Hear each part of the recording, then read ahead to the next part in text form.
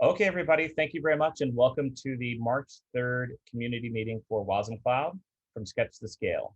This week, we have a couple new members joining us, so I'm going to go ahead and turn it over to Brian for a quick introduction. Hello, my name is Brian Slatten. I'm an independent software consultant with about 30 years of software development experience. I've been tracking indirectly what's been going on here through ever since I read Kevin's awesome book. And now I'm writing a book for O'Reilly on WebAssembly, and I want to understand this better, but I also am very interested in the particular confluence of technologies and the approach that you're taking. And so I hope to become a bigger part of the community. That's awesome, Brian, and we're super glad to have you. Please let us know how we can help support you on your efforts. And there's a bunch of other adjacent folks here that may be interesting to you as well. I know Andrew Brown's on the call, Intel working on the WasmN stuff was just put into Wasm Time, for example. So perhaps bridge across the community as we can help. Just a real quick call to action.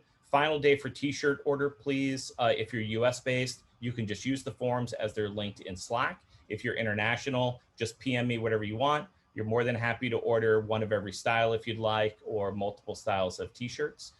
As usual, we try to start each meeting with some sort of a demo or presentation. I think we've got two really short ones this week.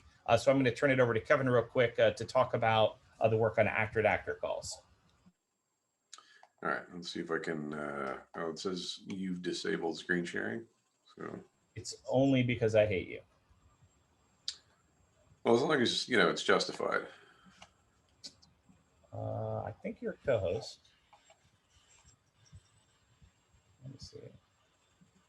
It always gives me something so that I can edit the video.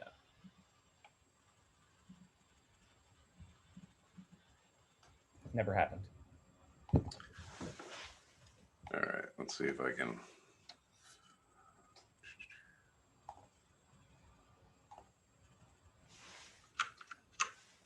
All right, can you see my my Visual Studio Code here? Yep. There we go. So up until we did the rewrite for O.15, we actually had fully functioning support for actor-to-actor calls. It was just sort of undocumented. If you invoked the public key of an actor, it would just magically work. And with the O.15 rewrite, we actually, I'm not going to say accidentally, but as a side effect of fixing a bunch of other stuff, we removed that functionality. So now with O.15.2, we now have fully functioning actor-to-actor calling supported with what we're referring to as call aliases. So in the scenario where you want one actor to talk to another one, we don't want you to have to hard code the actor public keys into your actors, because those public keys can change if the signer of the actor changes. So if you're on your laptop and you have your own set of keys, or if you're in a staging environment or dev or QA, and those are all using different keys than production, we don't want you to have to recompile your actor to deal with that. So when you sign an actor module, you can now sign it with this call alias. And so in this case, I've signed it with an example called, or with a call alias called wasmCloud /example/ponger. And this is for the ping pong sample that we have available now. The code is actually fairly straightforward.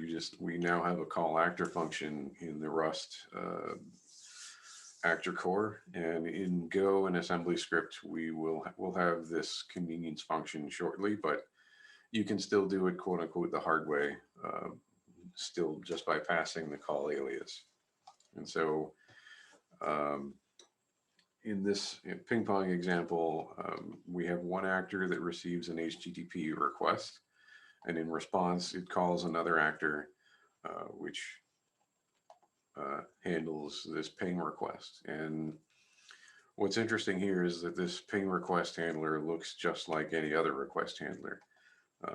Put another way, you can't tell from here whether a capability provider is sending this message or whether an actor is sending that message, and that's by design. So we have an actor interface here called ping, and we're using the interface here. WAPC now has a newer spec where you can define roles, but there's nothing here that tells you whether the thing sending a ping is a capability provider or not. And so in classic service definition or service-oriented design, this actor just handles pings, and it doesn't care where the ping came from. And when you think about composing larger applications, that where some of your actors talk to other actors and other actors just interact with capability providers, you can see how this sort of abstraction boundary can come in pretty handy. Because as you know, Brooks has demoed in other community meetings, you can test all this stuff out in the REPL by invoking any of these actors. And so you should still be able to poke and prod them either in automated tests or through the REPL. And it should be easy regardless. There's an integration test in the wasmCloud main repository that invokes the ping pong demo, but you can play with it on your own just by grabbing them out of the examples repo.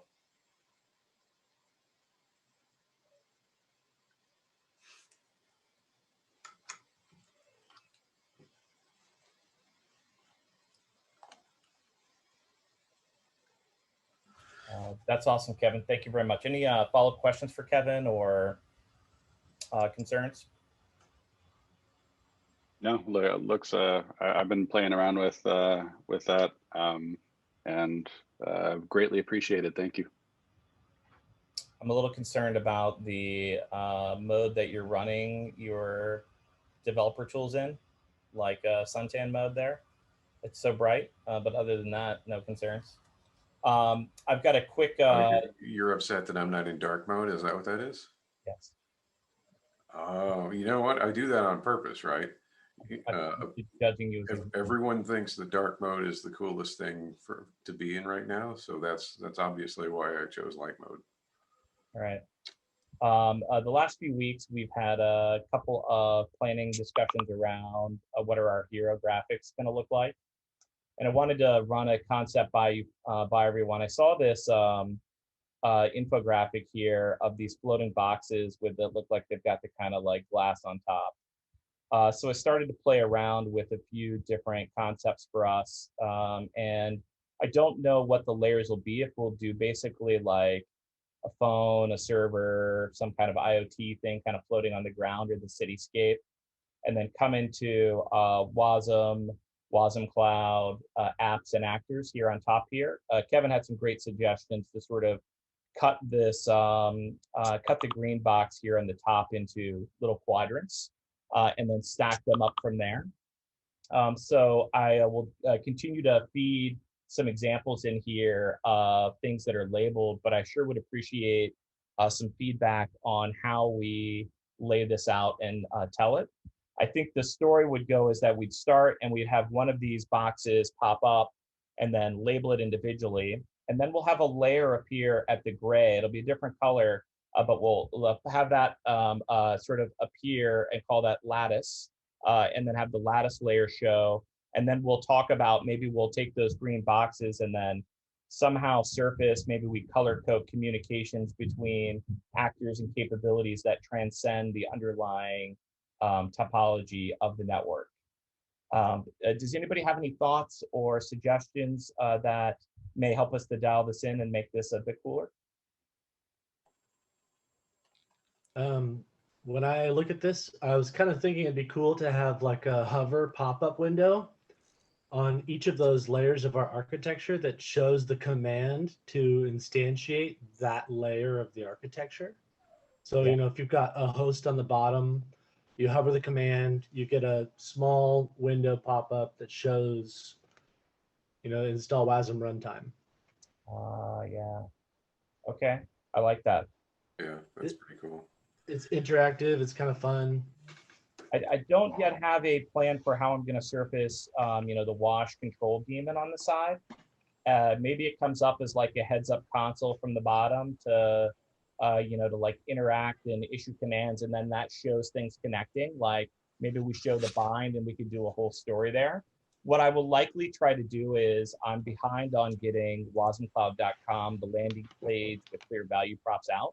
So what I'll try to do is get us one hero graphic for the top, and then we can iterate through a few explainer videos like Giphy style over the next few weeks, as I actually have time to watch a YouTube video in order to learn how to do that. Or I may just take some concepts here, and then we can just hand it off to a design shop somewhere to kind of like flesh it out. But I felt like I needed to get to a clear vision of where we wanted to go. But I do kind of like this idea that maybe we have a heads up console pop up from the bottom that's REPL, you know, the wash REPL, or even the CLE. And then as you type commands, you sort of see things come down and bind through the lattice, you know, regardless of where they are. And then we can have, you know, some narrative along the sides there.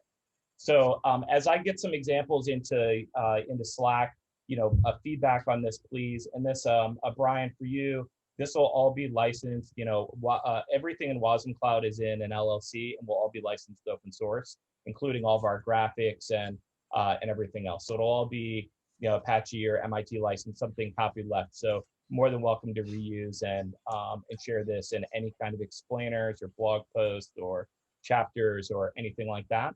Is the whole reason we went through the work of setting up the LLC was that, you know, we fully intend to transition this down the road to some sort of a WASM related foundation, a la like the CNCF type motion. And all of that is still in, you know, active flight, but there's a group of it, at least a dozen companies that I'm aware of that want to put projects into that group. And we're just basically pre-staged with trademarks being filed and all that kind of stuff, just ready to go as soon as we have an option to go to. Any other questions or feedback on these? I like the idea that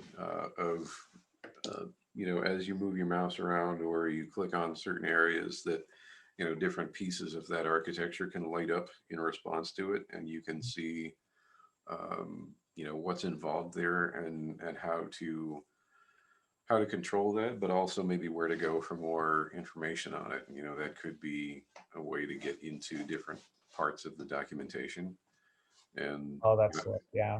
I think I also mentioned earlier this morning, like the idea of where if the gray is the lattice layer, it shouldn't be isolated in these stacks. It should actually be used as the way to connect all of those stacks. So just having the gray layer be one single solid piece that spans all of the hosts on the bottom.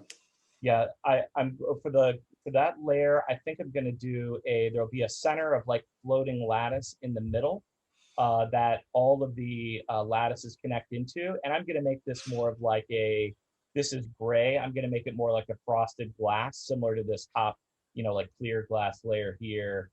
So that way you can see there's some substance to it, but it's still translucent and you can see the layers below it, because I think the sort of trick here is going to be to show a bunch of lattices all, like, to give the feeling that, you know, where the important bit is that it doesn't matter topologically where things are deployed.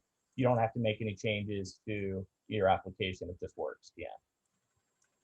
Yeah, one other thing that might be worth exploring, and it looks like you might already be doing this, is because you've got it on a tab there, is the wasmCloud logo is already usable as a perspective cube.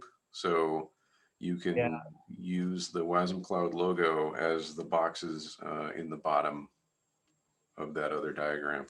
Like if we put the box in here, like it's sitting in three-dimensional space, that was Yeah. our original, and Kevin, obviously that was our original intention, here when we were designing the logo, was that, we wanted something that had multiple layers of dimensionality. So it's not just the W, it's the inverted box here. So if I kind of, drag something in, and I don't know how to send something to the back. Yeah, I'll Google all that later. But I did toy with some of that, and it looked like absolute hot garbage, Kevin. I tried to tilt the logo and everything else. I'm not a graphic designer, so I think I should probably hand all this to somebody who is, once we get past like initial concept. Yeah, I'm no expert either, but I think hot garbage should probably be avoided as a design aesthetic. I think so. But we'll do some experimentation and see. I'd originally thought maybe we'd lay the logo on top of the box, or something like that. So lots of things we can toy with there. And our color palette and all of our logos are all checked in already. Just FYI. Any other comments or questions on that? Okay, a couple other just quick administrative things, and then we can move on. CFP is obviously closed for WASM Day. The committee is supposed to be through reviews on those by Friday for final decisioning. So hopefully that happens shortly. WebAssembly Summit still on track. The schedule was announced just recently. If everybody wants to check that out, looks like there's some really amazing talks there. And then the WASM time bi-weekly meeting is next Thursday at 1 o'clock. Ping me if you want details, or if you need the meeting invite. And with that, I think we open it up, and Kevin, I don't know if we want to go to issues or pull requests. I think Brooks, you might have a new RFC out. I've been putting in a couple of issues into the Wash repo and the wasmCloud repo. Any of the like feature requests that we've been talking about in community meetings or in Slack, trying to put those into writing and available for any comments. That's an RFC that we've been, sorry, dogs being annoying. That's an RFC that we've been going back and forth on a lot, just to improve like the initial experience of starting an actor in the first place. Related to that, there's an issue in the Wash repository that details starting the REPL without nats, which is something that I've been investigating as well. If you pull it up, it's number 92 there, like the fourth one down. So, this would be a feature for the REPL where you could start it without launching nats, which means all you would need in order to start with like developing with wasmCloud is Wash locally. So that would make the initial experience a lot easier. If we cut out the OCI registry, important to keep it so that we can pull remote resources. But if we cut that local part out, then that reduces the friction by a lot. So this is something that I've been working on. I've just started it pretty recently. A big project that I just finished and merged into Wash is like a whole suite of unit and integration tests. So we have like a full testing suite that, every additional feature now is going to be checked against. I was pretty proud of that. A lot of work went into that PR. Brooks, is there any demo that you want to show people on this? I can stand off control if you want to do that. I could show the test running, but that's not super fun. Let's see. I could actually show, I wanted to show one thing about Wash, if you want me to share my screen. Absolutely. I think while he's setting that up too, I think one of the other things, I don't remember exactly which issue it's on, but one of the other things that we were talking about is that the idea of being able to monitor a WASM file as an actor that you want running. So whenever you recompile it with Rust or whatever, that WASM file just gets relaunched into your host. And one of the implicit assumptions in order to be able to do that is that you have a wasmCloud host that runs longer than your wash cuddle command.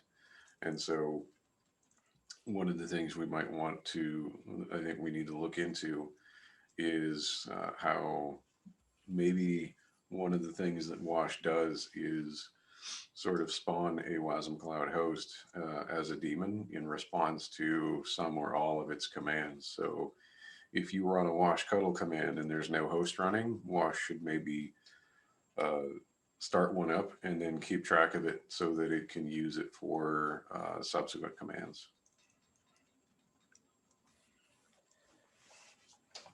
Yeah, that one is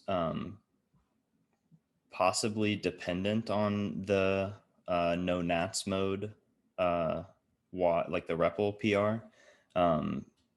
But if we can get Wash to pay attention to a local signed wasm that either like rebuilds when you save in your IDE or like reschedules whenever an update comes in, then that'll keep the developer loop or the feedback loop for an actor really, really small. And that'd be great. I linked that issue in the chat if anybody wants to take a look at it and give additional comments, something that you have run into when you're developing too. So the demo that I had is a pretty short demo. I've got a lot of garbage commands sitting in here right now just to show it off. But I wanted to call out a few people who've been contributing to Wash. Thank you to Steve LR, that's the GitHub handle. I'm forgetting the last name, but they submitted a couple of issues or a couple of feature requests into the repo, which have been great to work on. The demo today is going to be one of those. So previously with this terminal framework, we could scroll the output window by holding down Shift and up and down. I've updated that to its newest version, which one lets us changes the key combination. So we're going to be publishing a new minor version of Wash to 3.0 for this. So you have to hold Alt, or if you're on Mac, Option works as well. And page up and page down. I'm hitting different keys on my keyboard, like you can tell, but page up and page down also scrolls this too.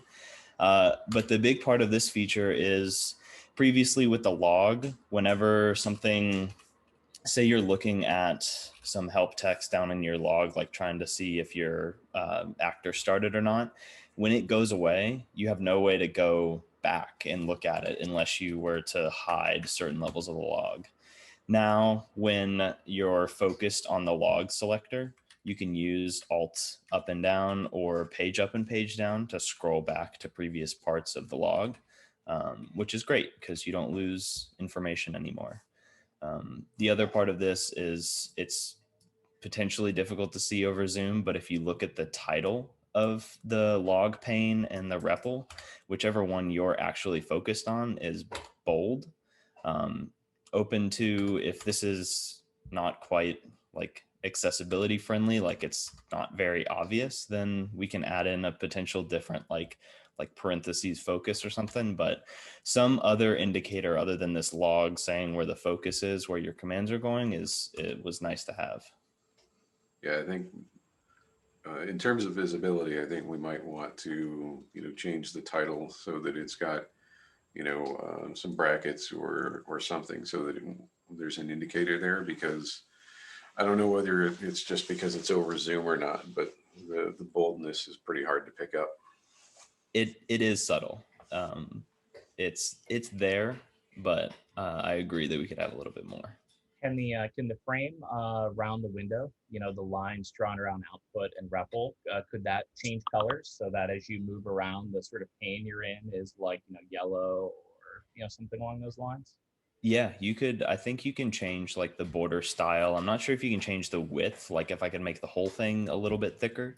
But that's a good option. But that's a good thought. I'll see if we can get this done. And what I'll do, I'll submit it as an issue into the Wash repository. And if it's not going to be too bad, it'll have the good first issue label on it. And if anyone's looking to contribute to Wash, you can just pick that bad boy up and submit a pull request. I love that. On that topic, Brooks, my favorite part of this call so far was earlier. Someone else was talking and they used our project, and I love that. That actually made me feel really good right here. to have like anybody that shows up on this call feel like, hey, this is as much mine as it is anyone else's. That to me is like my goal is that no one ever thinks of wasmCloud as Kevin's project. No offense to Kevin or Brooks's project, but that they think of it as our project as a community. And I think that's what we're really trying to do with all that intentionality around writing out the RFCs and the grooming on Good First Issue, and is really try to pull in and make this a sticky community, easy to get into, and happy to be a part of. So thank you so much, Brooks, for leading by example on that. I think you're a wonderful leader and you do a great job at that. I really appreciate it. So other things that we wanted to rotate onto on issues or pull requests, or if not, we can just open up to community or news or anyone else. Oh, I can do one more thing. I wanted to thank the GitHub user Javier Camano and our own Justin James for contributing features and actual code to this WASH release that's going to come out. So thank you for doing that. And to Steve for contributing issues that are going to be merged in this milestone.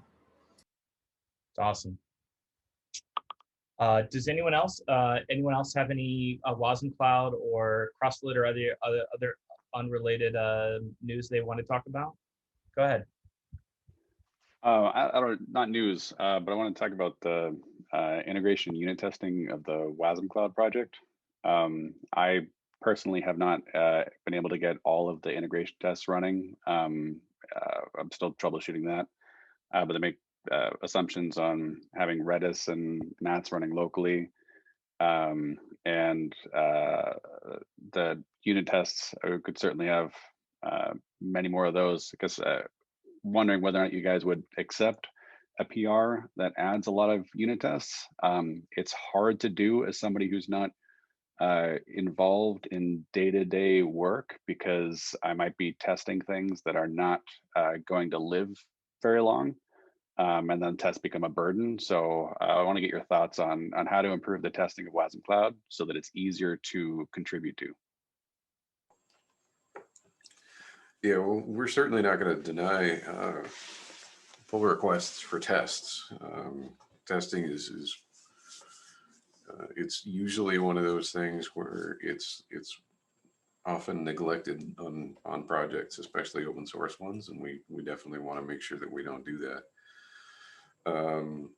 There are a couple of things that I've always wanted to do with the integration tests that we just haven't been able to. We use the Redis provider, I think, a little bit too much for some of the integration tests, and it's just because it's almost like a crutch, because we have that Redis provider and we've had it since the beginning. So we use that, and it makes it so that you have to have Redis running. We should definitely make it so that Redis doesn't have to be running, or that we take advantage of some of the in-memory stuff whenever possible. The Nats one is a little harder because our control plane works over Nats, so we can't really test the control plane without having Nats running. There's a couple of other things that I'm planning on doing. One is the use of a kind of a universal testing provider, where you can use that. You can create an instance of the testing provider, and it can then pretend to be any other capability provider, and that should make integration tests just quite a bit easier, because we should be able to simulate a whole bunch of stuff without actually having all of that infrastructure running. But again, that's just that's stuff I've been thinking about, but hasn't actually been committed yet. Getting the ODOT15 stuff out made other enhancements like that a little hard to get to. So what might be helpful for someone like me who wants to contribute is to know what parts of wasmCloud you aren't looking at. So if there's active development in a certain portion where signatures or methods might change, it's not really worth it for somebody to, from the outside, contribute tests. But if there's a chunk that you consider stable or unlikely to change in the near future, that might be a good place to start. So right now, things that, I mean, the public API for the host should be considered as stable as anything else.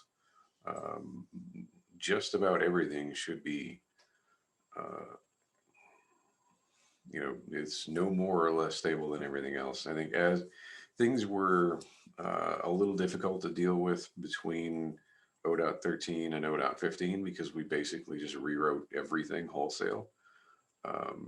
In theory, we're not planning on doing any of those massive front to back rewrites again. So if there's an area that you think looks untested, we should talk about it in Slack and then get some tests in there. A lot of the stuff that we're planning on changing, I think, is related to tooling and support and developer experience stuff. So again, that shouldn't have a huge impact on things like wasmCloud's public APIs. I think there's a greater point there around, we really, I think the 15 release, I think, was needed because it was based on a bunch of feedback, but we had too much in that release. We slipped a little bit on our delivery. I think what we should do is we should maybe start thinking about looking ahead to if the next release focuses on the usability, which I love, especially heading towards May the 4th, which is KubeCon EU. We will be a part of WASM Day. Nominally, wasmCloud is, or a related entity, is one of the key sponsors. So there will be a lot of prime time opportunity for us to take what we're working on and what we're doing and give a message to the broader community. So I really underplayed even the 15 release, planning on us really doubling down on like marketing and those sorts of efforts, community growth around May the 4th. So I think if we want to maybe spend some time in Slack sort of thinking about what is reasonable for us to put on the agenda for the next, call it 45 to 55 days or so, and make sure that if we're targeting 15.2 or even a major release for the ecosystem, that we've got a good story to tell and some great demos for May the 4th, because it's going to be our best opportunity from then until the fall with KubeCon US in order to, I think, the broadest opportunity to help get our message and our vision for the world in front of a group of related developers. Any thoughts or concerns, or are there other things that we feel like maybe we should be prioritizing, capability providers or, whatever the case would be here? Yeah, so after 0.15 was released, I think one of the main focuses between now and all the demos at KubeCon, the focus there is all basically stabilizing and making things easy to use and making sure that the experience is better and that the exposure that we have to new developers is as smooth as possible. So all of that stuff should get easier and smoother. I certainly don't plan on doing anything like destabilizing and rewriting large portions of the code base prior to then. One of the things that I'm hoping will come out of writing some of the demos that we're planning on working on is, as we write those demos, we'll be able to put ourselves in the shoes of consumers of wasmCloud and wasmCloud developers, and so we should find hopefully more friction spots and sand those down so that everything will be super smooth when, in theory, a large number of new developers comes on board after May. I think I agree, Kevin. Sounds like a really solid plan. And I think if I had a short list for my dream items that we could get done by then, it might be a set of Kata Code tutorials. We have a really great sketch, for example, for Wash, Brooks, in the last demo you did in your little demo script, and you walk through all the key features of Wash. But that needs to be part of a broader story that starts with, I want to just run a microservice. Like, I just want to use all this stuff. So that feels like that's maybe chapter 2 of the story, right? If we think about this little short pamphlet of, hey, here's the, let's just install all the tooling, Kata Code tutorial, let's, which may feel basic, but I feel like it would behoove us to have the gentlest onboarding possible to people, to be the most welcoming group. Then go to Actor 101, then maybe Wash, and then maybe it's Capability 101 or 102, and then Platform or something, I don't know. If we even had those first 3 chapters or first 2 chapters, I think that would be really great if we had this, try.wasmcloud.com experience that I know we flirted with sketching out before. It would just let people, use the stuff and get it really quickly. Yeah, I think the Katakota, or whatever we end up using in order to have the online interactive tutorials, is a good thing. The no footprint, no installation, no cost experimenting is always good. Any new technology where it costs you nothing to see what it feels like to play with is going to be easier for people to play with. So that's a definite priority. And then right after that, I would see smoothing out the Wash command line experience so that it works just as good offline as it does with a full lattice connected.